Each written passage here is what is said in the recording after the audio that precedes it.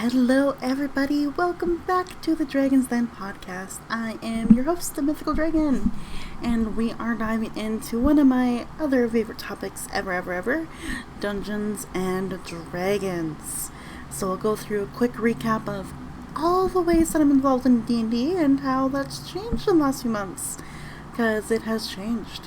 So I'm looking forward to explaining a bit more of my crazy obsession with this game.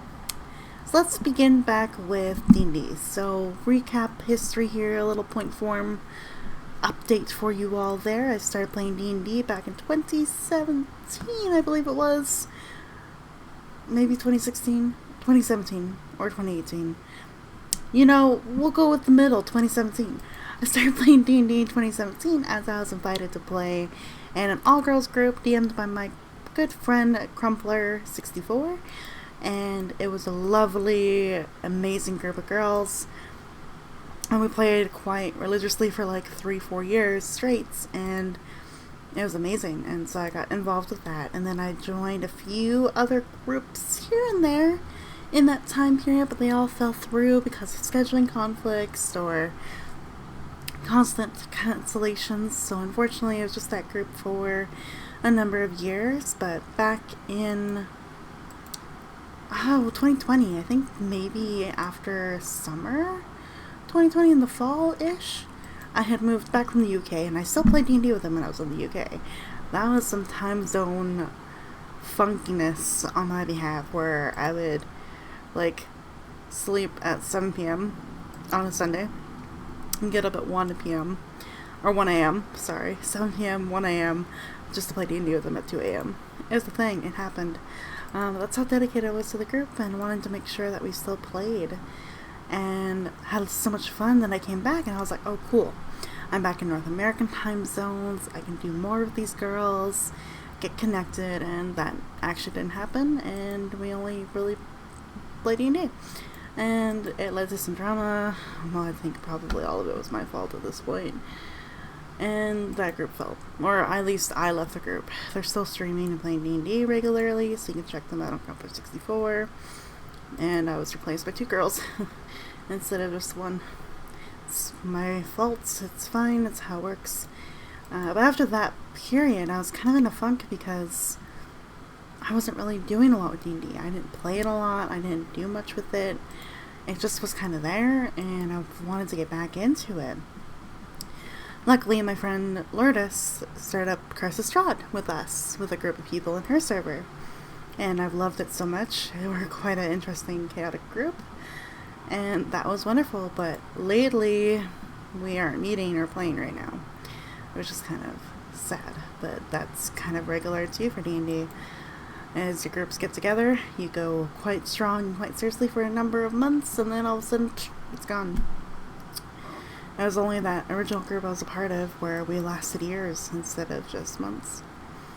But I got involved with their group, and then I got to start playing with my friend in the UK who DMs Yarnos, and I play with him kind of on a bi-weekly basis.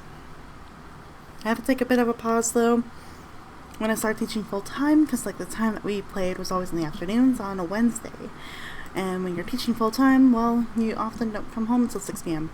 So I couldn't quite play with him for a while, but we're getting back into things again finally, and that's been great.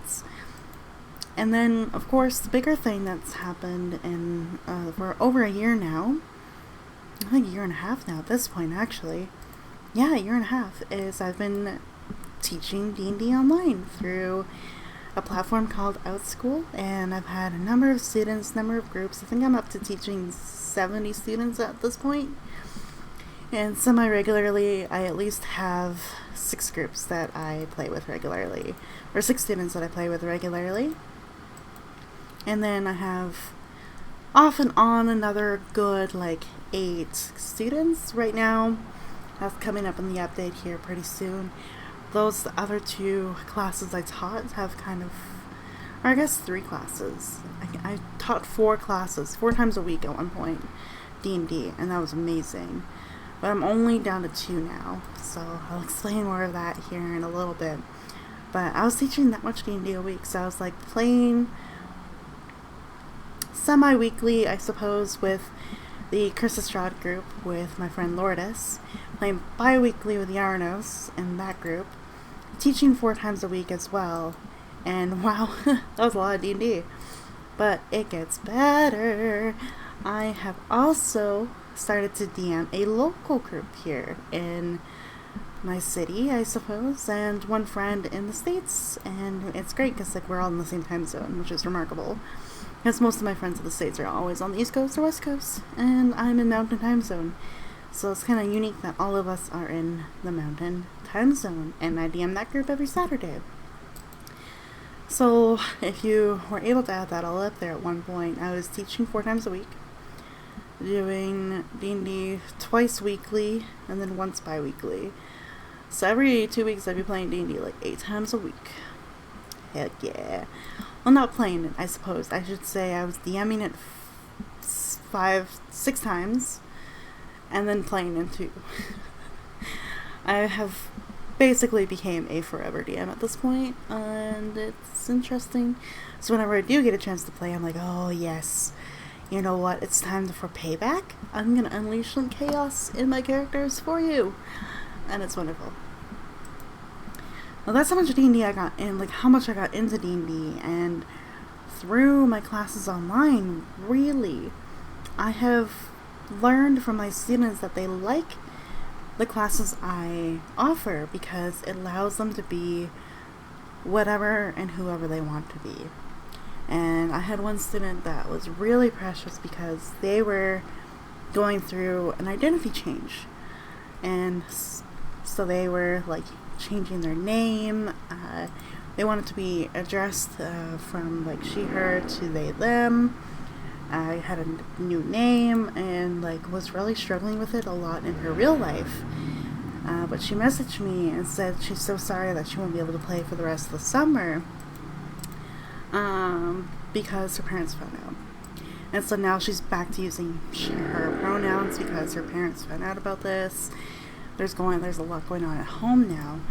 But in that message, they were so kind because they said, thank you for allowing me playing a character that isn't flirty or has to be a girly girl or has to be this way. Thank you for allowing me basically to be who I aspire to be, hopefully one day, with more understanding with my family and everybody else around me.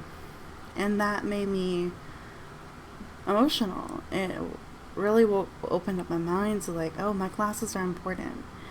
And this student was part of a group that I recognized when we all introduced each other back a few months ago. They were all part of the 2S LGBTQA plus community in some form or another. And it was remarkable to know that because they all introduce themselves with that clear identity of like who they are at like 10 years old. And it's been inspiring, and I think it's also led for me, as you heard last week, to go through that my own journey of recognizing who I am, how I identify, what I'm attracted to, etc. And like honestly, I owe it to all of them.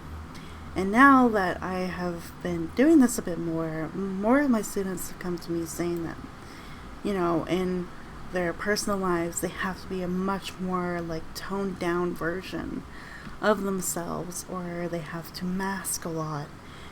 And these classes, like once a week, are what opens them up more and allows them to be who they want to be, and also to learn new skills too. And one student in particular was very kind because I've been with him now for 2 birthdays. Yeah, I've been through with him for 2 birthdays, so 2 years I've known him almost at this point. And he's come a long way in a lot of things. And so for him, he has come out saying that, like, you know, he struggles at home quite a lot. Well, not so much at home, but more like in school and with other friends, because he is quite different. And I never know why or what's the difference, but I can recognize it a little bit. But then he revealed to me in a message recently too that like he does have like multiple personality disorder. And to be able to play a character that can do that can have that ability themselves, and the way we've worked it is like rolling a dice, random chance, random odds, like whoever's gonna pop out, is sort of how he feels. So sometimes it feels like one day he rolls the dice and didn't mean to, but it happened, and switches. So that's been a remarkable thing, and a lot of this basically has led for me to revamp my classes in the past few months to make sure that these spaces are chaotic. Let's be honest, they are chaotic, but with it, more of my students figuring out who they are, what they need, and what they want, I can actually create that space to give it to them where they can be that. And I've been revamping my whole profile on OutSchool, and also how I talk about OutSchool and D&D classes, to really emphasize that point. And a lot of the students have been so kind. I'm a little sad now because with the update coming up now, I guess, is that a lot of these students are now away for the summer. So I've got quite a few students who didn't sign up for any other classes this summer because they are traveling a lot now that restrictions are lifted here in North America quite a bit, and in a lot of the part of the world. They are traveling more, they are going to stay away camps, they are just being busy over the summer with their family and holidays. And I get it, that makes sense for those that love doing that. Can't relate. But they have really enjoyed the classes that in the fall, in September, they're going to come back and look for my classes again so that they can have that space. Because just think about that. Think about the students I've talked about that can't be who they want to be at home or with their friends or in school. They're now in the summer where they're surrounded by all those people regularly. They're going to want that reprieve after like a month or 2 months of summer.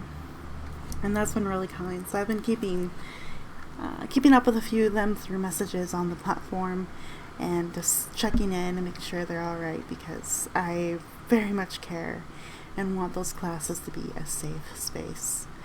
So my main update really for D&D is that my classes have gone from 4 a week to 2 a week, and I'm only teaching by 8 students. I'm so grateful for these 8 students, don't get me wrong. I appreciate them so much. It might be 9. Well, it was 10, then it dropped down to 9. I have to talk to that one student to see if I can get her into another section so that she doesn't get left out, but nonetheless, 9 students now compared to the 15 I had at one point. So that's where the update has come, and I get it. It's summer, a lot of holidays, vacations. Some of the students who are taking other kinds of courses on OutSchool and looking into their interests. So I have to kind of say, okay, that's totally fine, and step back a little bit and let that happen. So I'm not DMing as much, but yeah, I kind of am, because I also DM Saturdays, the new thing that popped up here just a few sessions ago, or a month or so ago. I began DMing for my sister, her friend, her other friend, and my friend, and her other friend. There were like 5 of us at one point. I can't math right now. There's 6 of us at one point. Now it's dropped down a little bit, but I'll talk about that. So we got together. So it's like my sister and her 3 friends, and then me and my friend. So the 5 of them were my players, and I decided to DM them. And I spent the first part of this new campaign, new adventure with these lovely people, helping them make a character, understanding how to use their character sheet, what's the difference between virtual dice and physical dice, and the difference between a 20-sided dice and a 4-sided dice. Literally going through all the basics, because none of these people had played D&D before. So I got to help them all make characters. We use D&D Beyond. It's just the easiest way to do it in my brain, and for, I think, their brains as well. knowing that we are quite a neurodiverse group, which is great. And also, it's another group where we are all part of some sort of neurodiverse spectrum. We're also part of the LGBTQ+A spectrum, which is amazing. So we have a really cool, unique, diverse group in that way. And so I got to learn their needs, what they're hoping to accomplish by learning D&D, and their characters, and what's okay to throw at them in a campaign, and what's not okay to throw at them in a campaign.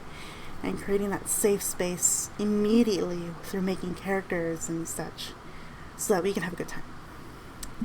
So it was a very fun, creative, serious first session there, session 0, I suppose. And then we got into playing. And I have a cool, unique version of the Feywild that I like to mess around with, because the Feywild's very fun to mess around with. And I've actually done this with my students who've been through the Feywild campaign that I've created, where I encourage them as we play and you hear some of the creatures that I've designed or came up with, that you also suggest or create your own. And now I've got this kind of beautiful little catalog of unique little fusioned creatures that I can pull out and use regularly. I'm actually in the process of, with my friend Han, kind of getting this little character creature book created for my version of the Feywild, so that my students also can have access to this as a PDF.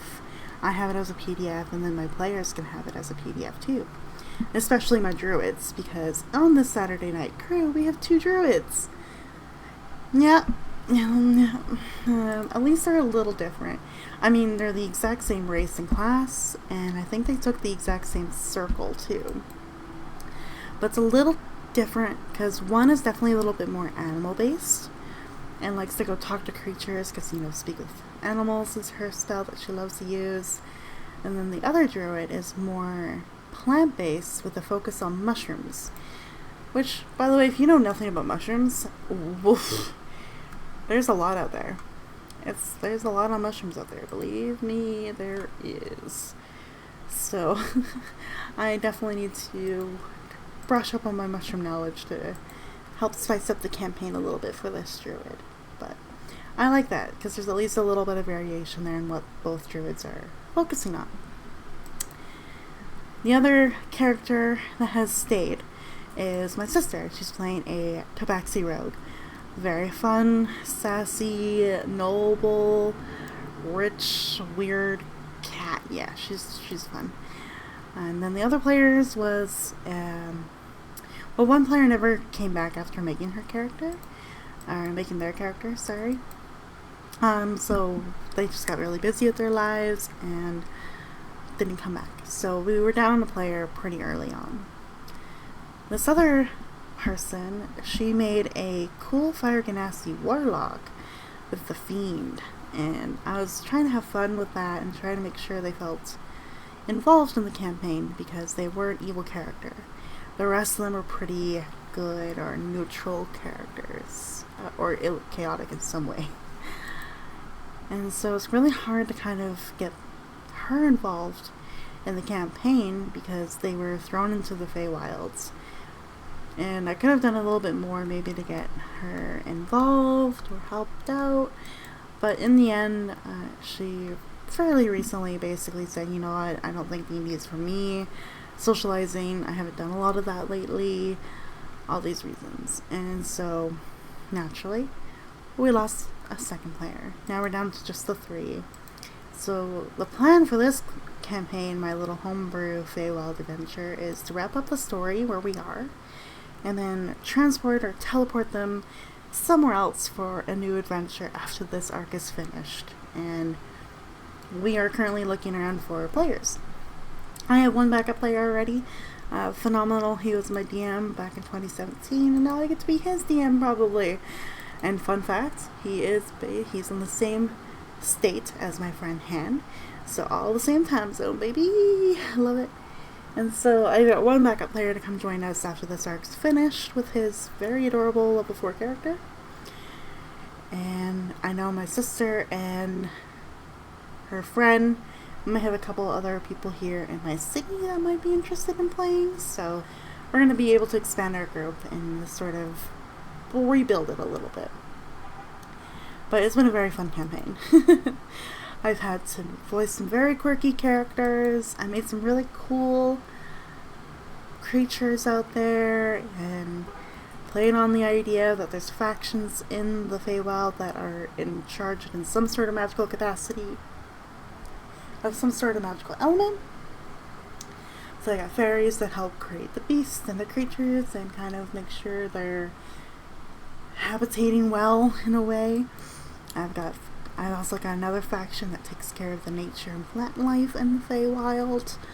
And I got other cool little factions of other magical creatures that kind of do other magical things that my players haven't met yet. Though they're about to.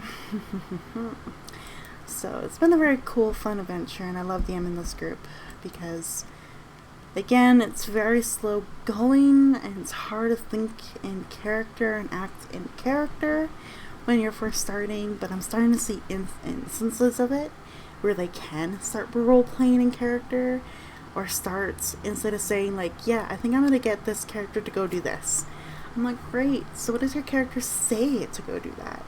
And like kind of guiding them along in that element. And I love it because now I can start seeing them going, oh, she's going to ask that darn question again of like, what does my character say? And start actually speaking and saying it, which is really lovely. And I know over time they're going to get much more comfortable with it and much better at it. And I can't wait. I can't wait. And that's why I teach D&D online, because my students are all going through the same thing. Like, think about it. When you were like 9, 10, 11, 12, 13, 14 years old even, were you comfortable walking around talking to strangers and being like, hey, and making weird voices? Maybe you were. If you were, I am very proud of you. Because I was not. I had my nose in the book and didn't want to talk to anybody at that age. No one. So to see kids like that come together because they read fantasy books, or they've heard about D&D online, or they've had family that played it before, all of these kind of people coming together and being like forced to interact and work together, and watching them slowly break out of that little quiet, shy shell and start thinking in character and like making these rash decisions that they never did when they first joined. It's such a thrill, and it's so exciting for me, and I can't wait for more of that when my classes will pick up again more in the fall. Because any new student that I pick on, I just like take care of them. I hold their hands, walk them through the game, give them options on what they could do in moments, to like eventually after a couple months, 3 months, 4 months even, with them going like, oh, well then, if that's what we're facing, I'm gonna go do this. I'm like, oh, what? Okay, sure. You're gonna go swindle a whole marketplace on the pier? Great. Tell me how you're gonna do that. I have it down to a wire. Great. And just let them ramble off what their big scheme is a joy of mine. Although sometimes I'm like, there's a plot to this campaign, but you know what? I don't care. We're gonna spend this entire session working out their swindling on the pier because it's worth it. They came up with it, they're happy with it, and they decided on it. Let's do it. Let's roll with it. Very fun. Very, very fun. So that's the Outschool update, and then my additional group update. Now, the rest. Well, I am getting back to my group with Yarnos, and like that group there that meets bi-weekly. Sometimes it gets cancelled or moved around, but it's usually not like an, how do I say this? It's usually very communicated. Like, it's communicated very well, I should say. Because the DM will let us know well in advance that, hey, there's not going to be a session in 2 weeks because I have to pick up a shift for a colleague. Or it'll be another person who's like, actually, or like, our players are quite good at communicating that if they'll be there or not. And I've really been appreciating that because communication is important in D&D for not only in the game, but to kind of get sessions going and planned. And so I very much appreciate this group and their ability to communicate and I'm having fun. Although my DM is messing with me. I think there is an episode back earlier in the year where I talk about D&D, where I talk about Yuri. That's the character I played in his campaign. And there's just, my DM is doing something with her, and I don't know what. But we have found another instance where there's another person, creature, thing that looks exactly like my character. And I don't know what's happening, because we found someone who was dead and looked exactly like my character earlier in the campaign. And I took a note in a deed, because I was going to go and fake and be her. I mean, what? My character's a rogue. Just go with it. But now, she's confronted someone alive who looks exactly like her, to the details in her white fur, because she's a tabaxi. And I'm messed up, and she's like some sort of criminal that's been like locked down in a repository for like 30 years. I don't know what's going on. It's messing with my head, but I'm kind of loving it. My character's being chaotic with it, because she's sneaking around a place that she's not supposed to sneak around in to find this person. And I'm sure that'll not come and bite her in the ass later. Totally won't. She'll be fine, I'm sure. But she's definitely plotting and scheming here a little bit, depending on how long they stay in this castle or keep where we are right now. She is scheming, she is planning, and she wants to get in and talk to this like criminal. It's probably a bad idea, especially what she's learned about this person and this character, but that's just Yuri for you. That's just that character. So that's that campaign. Loving it. As a player, I'm dreading every single moment. As a character, loving it. Give it to me. And as a DM, who wants to know what's going on because I love story and plotline and things like that, well done, Yarnos, for not revealing anything to me and keeping me on the edge of my seat, literally and figuratively. Well done, Mr. DM. Well done. But then there's the other campaign. My Crisis Shroud campaign with my friend Lourdes. Like, we used to do it weekly, either on a Monday or a Thursday. But we haven't played in forever. And anytime I try to ask about it, now that I'm in the summer, or now that it's my summer and I'm not working, really, I'm only doing those couple classes a week at this point. Although I'm busy with Toastmasters and other volunteering stuff coming up, but nonetheless, I brought it up once to try to plan and schedule it. And this group is a little disappointing because there's not a lot of communication. I don't know why. I don't know what's going on.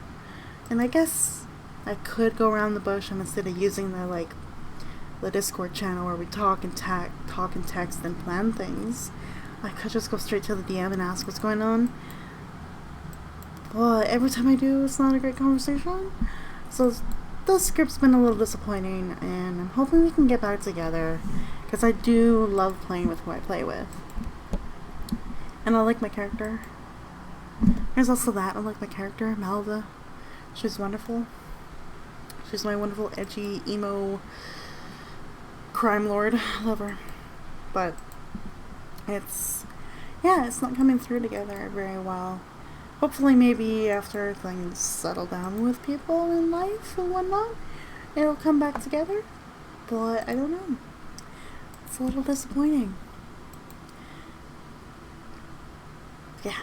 So I guess those are all the individual updates between like Out School, DMing my own homebrew, Feywild adventure with some people in my real life or personal life or whatever you want to call it, my other group. My group with Yarnos, my group with my friend Lourdes is just doing all those updates there. The one thing I want to keep talking about though a bit is what D&D has given me.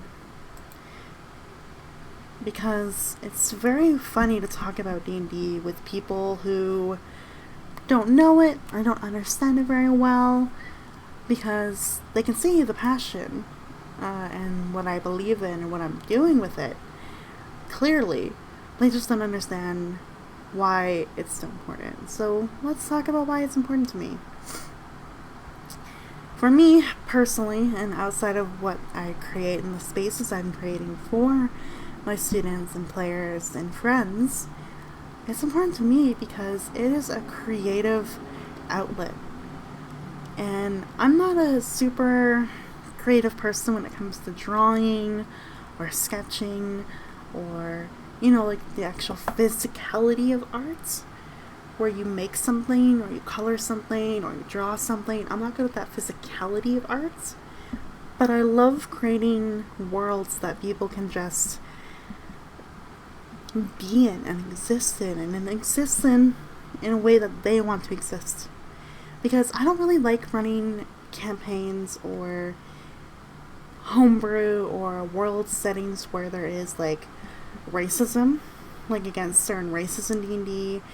I mean, it's realistic and I could do it, and it's a way to explore those issues in a creative means, but I really want to focus on more of, no, I want you to be who you are, and no one in this game or in the world is going to hate you for physically being who you are. How you act and behave against them, yeah, okay, that might change how they feel about you very quickly. But I want to create that space because, again, it's a world where you can feel like you exist, that you aren't judged for existing, and I guess I feel that in my world I don't. But that's because, well, I don't even know if I want to get into it, but I got into it last week too about coming out and such, but I just feel like getting out there, making new friends, and dating is so difficult for me personally, because I just don't fit in that nice little, neat little box of like, yeah, I want to date and then hook up, or yes, I want to date and like go on a lot of dates even if I don't feel comfortable, or I'm not there to hook up, or friends with benefits, or being your third. Like, there's so much of that in dating, or even like friendships too, like being on Bumble, because Bumble has both sides, like dating and friendships, and all those apps is interesting because like I just don't ever feel like I fit in with anybody else's interest very well, and that's why I like D&D, because I know it's this very specific nerdy niche interest, but I can be a character who can kind of be quirky and fit in just by being themselves. And I want to give that to people too. I want people to be able to know that and experience it, because it's hard out there. If you tell people how much you love D&D and they go, oh, immediately shut down, makes you want to run away and never try socializing again. I mean, that's just my issues, but I want to do that. Like, that's why this is so important to me. And I'm really glad I have a mentor that likes what I'm doing and can understand it, because this is a little aside, I suppose, but I've entered a 6-month mentorship. Ooh, suddenly I can't say all those M words together. My bad. I've entered a 6-month summer mentorship program. A lot of M's in there. And the mentor I have is someone part of the 2S LGBTQA plus community. And I described all of this to him and explained like why this is so important, and how after spending a year of like finding myself and recognizing who I am, but not finding the right community to be a part of, I'm working on creating that community within my classes and in my D&D worlds and settings where people can be who they need to be. And he found the value of that, and now he's helping me wanting to promote these classes more, and even host workshops in like pride centers and organizations here where I can deliver speeches and host things like D&D to help youth who are struggling have a place that they can call home, that they feel safe in. And so this has been a wonderful initiation. Like, the first little bit of homework I've had is to create business cards for OutSchool that has like a QR code on it that people can scan, or they can take my card, scan it, and look at my classes and sign up their young ones for a D&D class. And it's so wonderful, that I can offer that and that I want to offer it. And now that I have business cards being made, basically, it's because I get to pick them up this week. So exciting. But now that I've created that space for myself, and now I know what I want and can drive forward further with a D&D of all things, guys. D&D. I can't wait for the other opportunities to come. And I'm attending some really fun, unique events coming up that are held by organizations that support 2S LGBTQA plus communities. And I am also attending some very nerdy events where D&D would totally be accepted.